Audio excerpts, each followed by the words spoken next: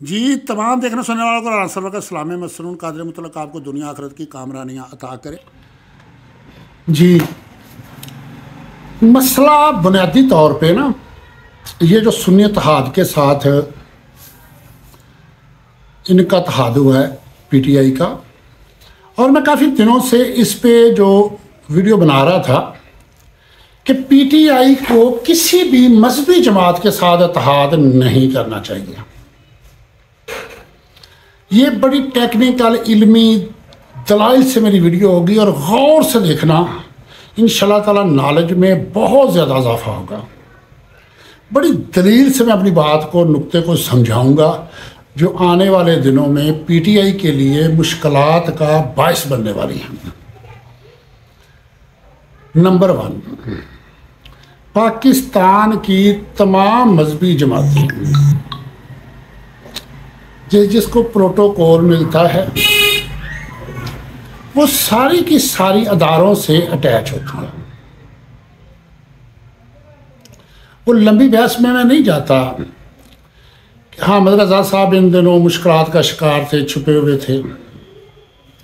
अदारे अपने बंदों को बाज़ औक़ात गिरफ्तार भी करते हैं, जुडिशल भी करते हैं, बहुत कुछ करते हैं, रेड भी करते हैं, ज़ारी तौर पे नुकसान भी करते हैं। ये मुख्तलिफ तरीके होते हैं आवाम की आंखों में धूल झोंकने के लिए। अब मेरा दूसरे पॉइंट पे मैं आ जाता हूँ।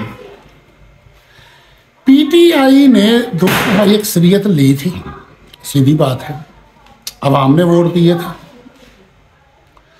मेंबरान असम्बली क्या करते हैं? ये होता है कि किसी भी अदारे में वो फ़ोन करके कहते हैं कि मैं कौमी असम्बली या सूबाई असम्बली का फलां मेंबर बोल रहा हूँ और ये मैं बंदे भेज रहा हूँ, इनका ये काम करना।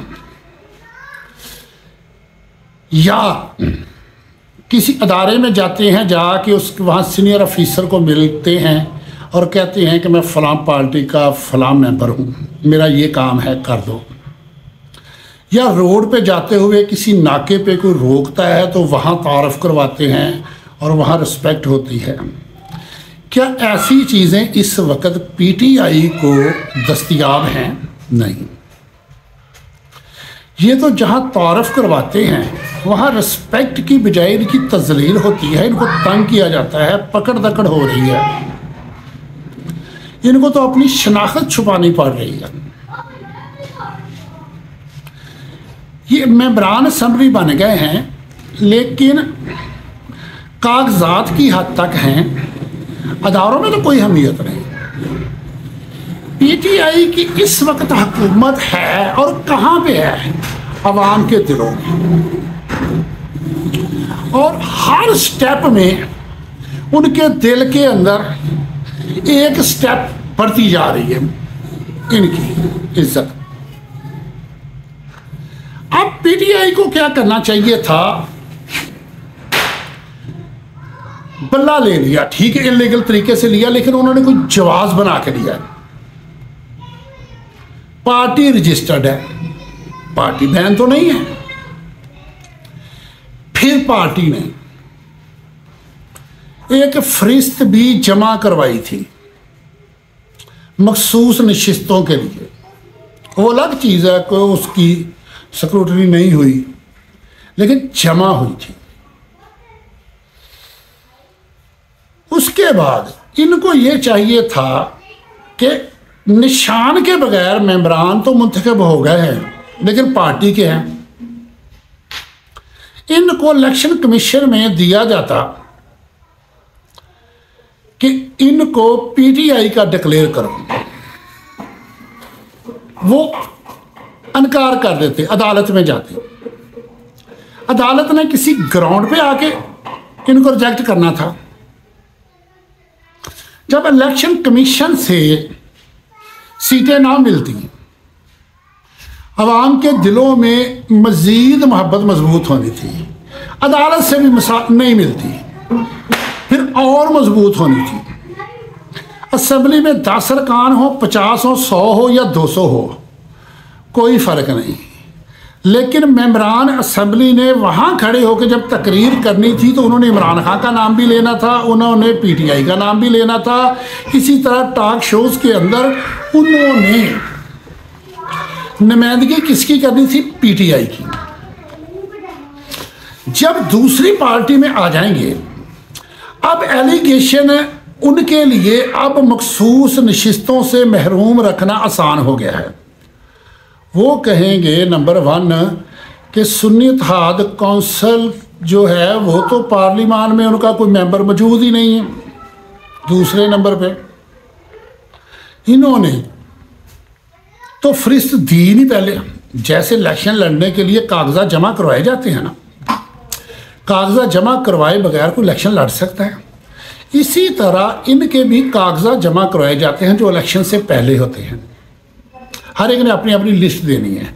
वहाँ पीटीआई की लिस्ट मौजूद है, सुन्नी इत्तेहाद कौंसिल की नहीं है। अच्छा, फिर ये अदालत में जाते हैं। दो कामों ने अगर सुन्नी इत्तेहाद कौंसिल के भी तस्लीम कर लिए जाते हैं तो असम्बली में पीटीआई का नाम तो नहीं ले सकेंगे। असम्बली के पीटीआई के मंशूर की बात तो नहीं कर सकेंगे। टीवी टॉक शोज में पीटीए जो इनके ऊपर अथॉरिटी है वो क्या करेंगे? वो कहेंगे कि भाई जो मेंबर जिस पार्टी का है उसी की बात करें। ये वहाँ भी पीटीआई की बात नहीं कर सकेंगे। उनको कहेंगे जी मंशूर बताना है तो सुन्नी इत्तेहाद का बताओ, कारकर्दगी बतानी सुन्नी इत्तेहाद कौंसिल की बताओ। फिर आगे आ रहे हैं सेनेट के इलेक्शन। सेनेट के इलेक्शनों में जितने सेनेटर बनने हैं वो रिकॉर्ड में तो आएंगे सुन्नी इत्तेहाद कौंसिल के। इसके बाद फिर 3 साल के बाद सेनेट के इलेक्शन आने हैं, फिर इन्हीं के ही आएंगे। उस वक्त तक सेनेट में पीटीआई की अक्सरियत हो जानी है। जब अक्सरियत होगी तो फिर क्या होना है? जरा गौर करने की बात है। वो सुन्नी इत्तेहाद कौंसिल के होंगे और इन मौलवियों को मेरे से ज़्यादा कोई नहीं जानता। इन मजहबी जमातों को मैं बहुत जानता हूँ, बड़ी गहराई से जानता हूँ। इनके वालिद साहब जो साहबजादा फजल करीम थे, पूरी ज़िंदगी उन्होंने अदारों के साथ मिलकर ज़िंदगी गुजारी है और नून लीग के टिकट पे एमपीए होते थे, मिनिस्टर बनते थे, बड़ा प्रोटोकॉल होता था। जब शरफ साहब आए थे तो ये फिर दूसरी तरफ हो गए थे। हामिद रजा साहब जो हैं ये अदारों को नहीं छोड़ सकते। ये अदारों के बगैर कुछ नहीं, सीधी खुले लफ्ज़ों में मैं बात कर रहा हूँ। उसके बाद कल को यही हामिद रजा साहब ब्लैकमेल करेंगे पार्टी को। देखो खान साहब की बहुत कम लोगों से बनती है। बड़े बड़े क्लोज दोस्त, बड़े बड़े पार्टियों के लिए कुर्बानियाँ देने वाले, जिनके साथ खान साहब की अनबन हुई, किस बात पे? असूलों पे। अब देखने वाली बात यह है कि जो माइंड खान साहब का है हामिद रजा साहब का है नहीं है। ये तो 10 रुपया नहीं छोड़ने वाले, ये तो मरीदों के फंड और चंदे पे चलने वाले हैं। जब इनको बड़ी बड़ी ऑफरें होंगी, बड़ी बड़ी डीलें होंगी तो ये इनकार तो नहीं करेंगे और खान साहब ये बर्दाश्त नहीं करेंगे। जब इनके दरमियान मसला पैदा हो जाएगा तो वो स्टैंड ले लेंगे और पार्टी सरबराह के पास अख्तियार होता है पार्लिमानी लीडर तब्दील करने का। एक पार्लिमानी लीडर है ना, पार्टी सरबराह उसे तब्दील कर लेगा। चीज़ ये है कि हुकूमत है पीटीआई की अवाम के दिलों में और अवाम के दिलों में पीटीआई की हुक्मरानी रहनी चाहिए थी। पीटीआई कल को हालात बदलते हैं, साजगार होते हैं। जिन्होंने लीगली तौर पे सुन्नी इत्तेहाद कौंसिल में एक दफ़ा शमूलियत अख्तियार कर लेनी है, वो 5 साल तक वफादारी तब्दील नहीं कर सकते। ये जंग लड़ते रहते अदालतों में, हर जगह पे। जो इनके हिस्से की रिजर्व सीटें हैं ना, वो उन्होंने किसी को भी नहीं देनी। इसका ये मतलब नहीं है कि 70 सीटें हैं तो अगर इनका हक नहीं बनता 70 उनको मिल, नहीं, उनके जितने मेंबरान हैं उसके मुताबिक जितनी उनकी बनती है उनको मिल जानी है, इनकी जो है वो खाली रहनी है। उस चीज़ को भी अदालत में लगाया जाएगा कि ख़वातीन और अक़लियतों की नुमाइंदगी नहीं है यहाँ पे पूरी, इस नुमाइंदगी को पूरा करो, आइन कहता है। कैसे करेंगे? और हालात में पलटा खाना है, तब क्या करेंगे? बेहतर था यही किसी भी एक सियासी जमात से, किसी एक सियासी पार्टी से, इस वक्त दर्जनों पार्टियां हैं, किसी और के साथ ये कर लेते। मैंने कहा था, और सबसे पहले वीडियो मैंने बनाई थी जब ये राजा नासिर अब्बास साहब के साथ कर रहे थे, तो मैंने मुखालफत की थी और दलाइल दिए थे, और मेरे दलाइल इन तक पहुँचे हैं। फिर इन्होंने देखे हैं, फिर इन्होंने वो फैसला चेंज किया है, और 3 दिन के बाद आज दूसरे भी रिपोर्ट कर रहे हैं।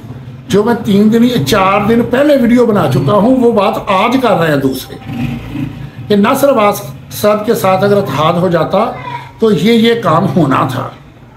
मौलवी हायर हो चुके थे, प्लान बन चुका था, एकदम से पूरे मुल्क में तूफान उठना था जलसों का, जुमे के खुतबों में, और तहस नहस फिर जाना था PTI का। यही काम अब भी होना है। हामिद रज़ा साहब, अल्लाह पाक उनको बहुत कुछ दे, हर बंदा इंसान ही बहुत अफजल और अजीम है, लेकिन वो इतने कैलिबर के नहीं हैं। जहाँ तक उनको ये एजाज़ सौंप दिया गया है ना कि आज वो उस पार्टी के सरबराह है जो पार्टी पाकिस्तान की सबसे बड़ी पार्टी है। मैं एक और बात बताता हूँ, मैं अभी एक गोता लगा के आया हूँ। जो लोग PTI वाले नून लीग में शामिल होना चाह रहे हैं, उनके लिए ये अदारों ने बंदोबस्त किया है। वो 2 बातें कर रहे थे। एक, वो अपने हलफ की बात कर रहे थे कि हमने हलफ उठाया, हम कहाँ जाएंगे। दूसरा, वो कह रहे थे कि हम पब्लिक को फेस कैसे करें। अब अदारों ने इन दोनों बयानियों का रद्द उनको दे दिया है। ये मैं अभी अभी एक डुबकी लगा के सारा कुछ आंखों से देख के आया हूँ। अब क्या होना है, उन्होंने शामिल होना है, उन्होंने वीडियो पैगाम जारी करना है कि जी हमने हलफ उठाया था तहरीक इंसाफ में शामिल होने का, हमने सुन्नी इत्तेहाद कौंसिल में शामिल होने का हलफ नहीं उठाया था। दूसरी बात उन्होंने ये करनी है अवाम से कि जी हम तो नज़रियाती तौर पे सुन्नी इत्तेहाद कौंसिल के अपोजिट हैं, हमारा अकीदा ही और है, हमारा नज़रिया ही और है। हम बाप दादा से जो अकीदा और नज़रिया रख रहे हैं, हम तो एक दूसरे के अपोजिट हैं। तो हम अकीदे और नज़रिए पे समझौता तो नहीं कर सकते थे। अवाम को वो कहेंगे कि हम आज भी खुद को कहते हैं PTI के हैं, आज PTI स्टैंड है, हम PTI के हैं, लेकिन सुन्नी इत्तेहाद कौंसिल से तो हमारे नज़रियाती इख्तलाफ हैं, बुनियादी इख्तलाफ है, मजहबी इख्तलाफ हैं, और उनको बेशुमार फतवे भी मिल जाने हैं। जो दूसरे मसलक के मुफ्ती होंगे, जो उनसे कोई फतवा मांगे कि आपके मसलक से हट के किसी और के मसलक में शामिल होना शरई तौर पे जायज़ है, तो कोई मसलक फतवा देगा, अहले हदीस फतवा देगा कि बरेलवी मसलक की जमात में चले जाओ। देवबंदी मुफ्ती फतवा देगा कि बरेलवी जमात में चले जाओ? नहीं देगा। वो कहेगा नहीं, जाना हराम है। वो कहेंगे ये मुफ्ती साहब का मेरे पास फतवा आया है, वहाँ तो मुझे जाना ही नहीं चाहिए, मैं कैसे जाता, मैं अपना ईमान ख़राब कर लेता। अवाम को फेस करने के भी काबिल हो जाएंगे। हालांकि ऐसी कोई बात नहीं, मुझे इससे कोई इख्तलाफ नहीं, मेरा और उनका मसलक भी अलग है, लेकिन मुझे कोई इख्तलाफ नहीं, मुझे कोई एतराज़ नहीं। लेकिन जब किसी बंदे ने बेगैरती करनी होती है और उसके लिए जवाब ढूंढना होता है, तो कोशिश होनी चाहिए कि उसे कोई जवाब ना मिले। अब तक किसी के पास कोई जवाब नहीं था। पहले मेरी मालूमात के मुताबिक 30 से 35 मेंबर थे जो मुकम्मल तौर पे उनके साथ सिग्नेचर वगैरह करके शमूलियत अख्तियार कर चुके थे, लेकिन ख़ुद को शो नहीं कर रहे थे। आज मुझे पता चला है कि 40 के करीब हो गए हैं, 35 से 40 हो गए। पहले 30 से 35 थे, आज पता चला 35 से 40 हो गए और धड़ाधड़ फतवे भी हासिल कर रहे हैं और वीडियो बयान भी 1-2 दिन में आने शुरू हो जाने कि हमने तो हलफ दिया था पीटीआई का, पीटीआई में जब कुछ शामिल ही नहीं करा रहा तो इनके साथ हम कैसे शामिल हो जाएं, हमारा ईमान ही इजाज़त नहीं देता। हालांकि हो सकता है वो सारे के सारे हामिद रज़ा साहब के अकीदे वाले हों, इन्हीं के मसलक के हों, लेकिन उन्होंने एक जवाज़ बना लेना है। तो मैं वर्करों से गुजारिश करता हूँ, बुर्दबारी का मुजाहरा करना है बड़ा सोच समझ के, और क़यादत से भी कहता हूँ अगर मैं हर चीज़ का खुद ही सलूशन बताता जाऊँगा तो वो मुनासिब नहीं। आप बड़े हैं, आप इसका कोई सलूशन निकालें, कोई हल निकालें। मैं आपको इस बात पे सलूट करता हूँ कि मेरी वीडियो देख के आप लोगों ने राजा नासिर अब्बास साहब को भी दिखाई वीडियो, मेरी दलील देख के उन्होंने, और साथ ही भी देख लें कि मेरे उसका टाइटल है कि कौम ने पीटीआई के झंडे के नीचे, पीटीआई के झंडे के नीचे आए थे, किसी और साहिबा को वो कबूल नहीं करेंगे। वो टाइटल है मेरा वीडियो का, 3 या 4 दिन पहले किया, वो देखना। अब अल्लाह करम और फजल करे, वो काम जो मुखालफ नहीं कर सके। मैंने 8-10 माह पहले एक वीडियो बनाई थी और मेरी एक जगह मीटिंग में कोई अफसरों से बात हुई तो उन्होंने मुझसे पूछा कि खान साहब कोई तरीका है कि पीटीआई ख़त्म हो जाए। मैं कहा हो सकते हैं। कह रहे कैसे? मैं कहा अगर खान साहब करना चाहें, खान साहब का एक फ़ैसला नुकसान पहुंचाएगा और उसके बाद दूसरी गलती, फिर तीसरी गलती इसको बिल्कुल बर्बाद कर देगी। और ये जो फ़ैसला है बहुत बड़ा इम्तिहान है, लेकिन मेरी भी दुआ है, आप भी दुआ करें, मैं भी कोशिश करूँगा, आप भी कोशिश करें, इस इम्तिहान से हम सुरखरू हो जाए, ये इम्तिहान हमारा नुकसान ना करे। कोई जुगरू उस्तारा संभाल रखना, मेरे अंधेरों की फ़िक्र छोड़ो, बस अपने घर